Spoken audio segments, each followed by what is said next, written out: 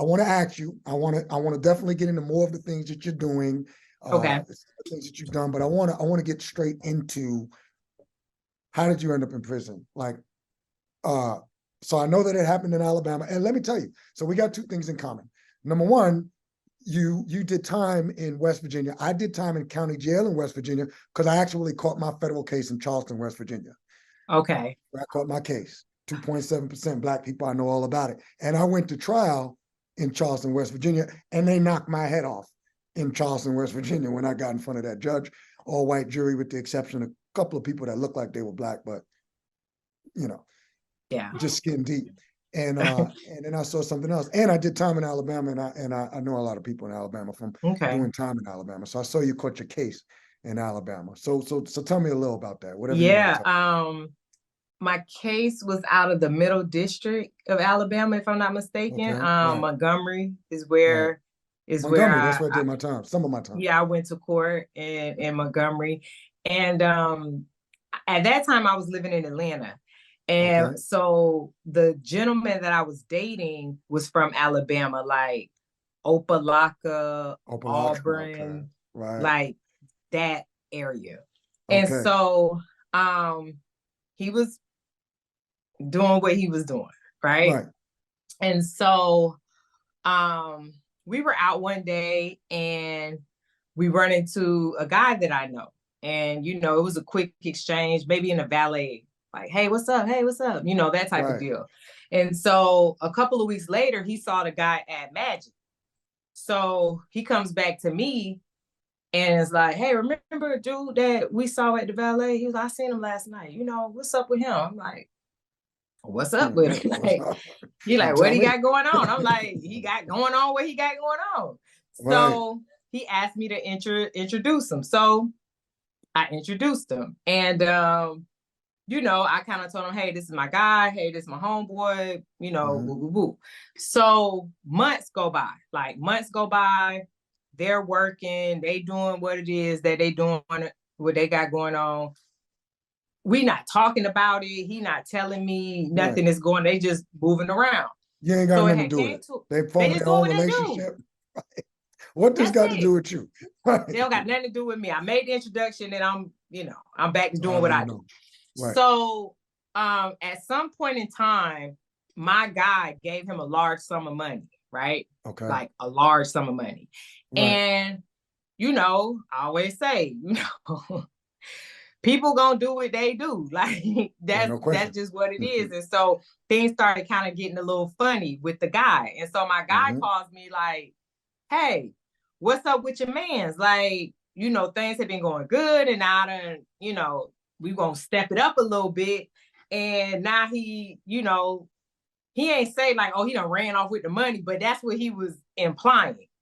And so I'm just like what? Like, and like I said, in another interview that I did, actually with Finesse, I had did an interview with him. And like I said, I didn't realize, so you know Finesse. Okay. Yeah, you know, that's my brother. So the thing about it was like, I knew my homeboy. Like he cool, but he ain't give him 500,000 cool. You know what I'm saying? Like he ain't that cool. And it's like, if you would have said something to me before that, I would have been like, nah, like y'all keep doing what y'all doing. You don't put that type of money in somebody's hand like that. So I called my homeboy like, hey, what's up? You know, dude calling me. He's saying you being funny, you know, so he like, sis, this, you know, boo, boo, boo, everything gonna be good. And that. So wait, let me just ask you, because I'm a little, so the dude from that you met at that you ran into at the valet, he the one that gave your dude. No, my guy. Opposite. Gave the, okay, I got my guy gave him. My dude gave my homeboy like a half a ticket. Right. And so he like, you know, then he started moving funny. He a funny moving dude. Like that's what he do. You know what I mean? So and when people get money, they become more of who they are. So he's funny moving. He got half a ticket. He really funny moving now. Extra funny moving. Extra. The movements are very funny at this point. You know. Yeah, they're hilarious. Like, They're this is a downright comedy comical. show. They're downright comical. So I called a guy, like, hey, like, bro, come on now. We ain't gonna do this. You know what I mean? Right. So he's like, nah, sis, I'm telling him it's good. It's just a little pushback, you know what I'm saying? He gonna be straight. And that's what they got me on. That's why they got me on one, because my guy's phone was tapped. I got it. So when he called me and I called my guy, that's right. How they put me in the conspiracy. And that's why they gave me one phone count, because of that, that phone call. Yeah, all that nonsense. I had a phone count too, using a communication device in the commission of a felony and all this nonsense. Commission of effects.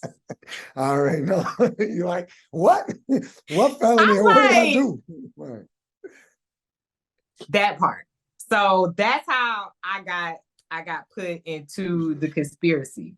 So it was about 33, 34 people on my case. Oh, man. The only person that I knew on my case was my guy. He was the target. Wow. I didn't know all these other people, but that's how these cases are. Your guy was the target. He was the target. Okay. So I got the most time out of the females because I was the target's girlfriend. It was one of those situations where it was like very early, like after I got picked up. I mean, I just got solid people around me, right? So I had a couple of guys like pull up on me and kind of sit me down and tell me like how the process was going to go.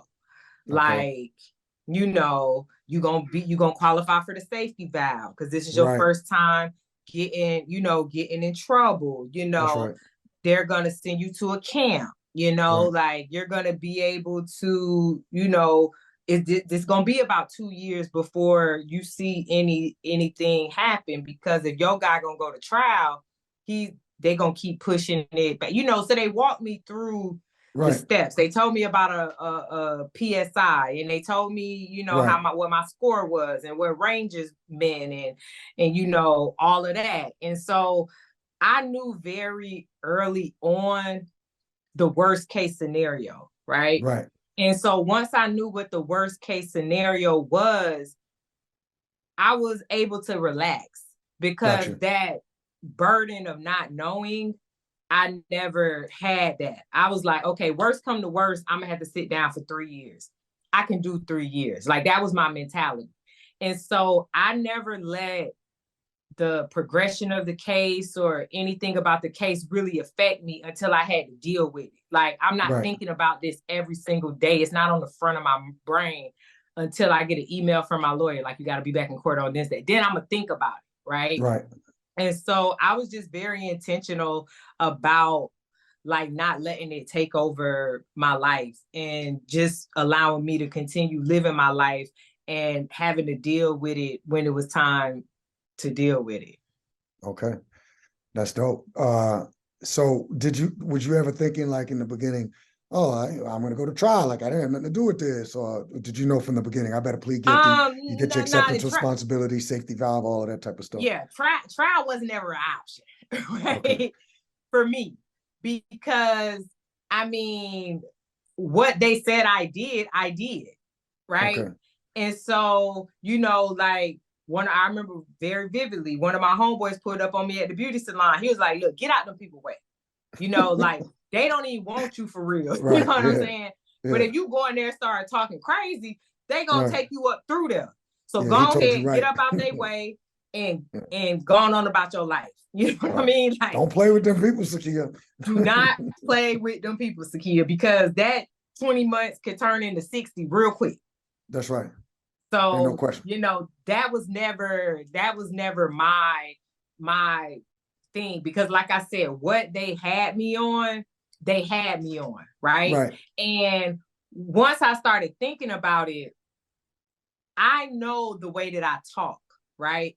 And even the way that I talk on the phone, just during my regular conversations, if somebody's listening to my phone calls without proper context, I understand how they can be interpreted other ways by just the vernacular, some of the words that I use, the slang that you know what I mean?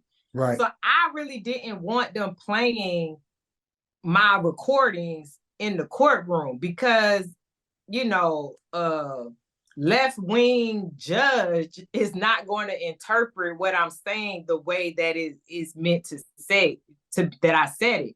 And so I just didn't want all that, because it's like, I ain't know what they had. You know what I'm saying? Me and this guy talk about a lot of stuff. And so I just didn't want that coming out. It's like, all right, I did it. All right, cool. Let me move on out y'all way, and y'all go do what y'all supposed to do.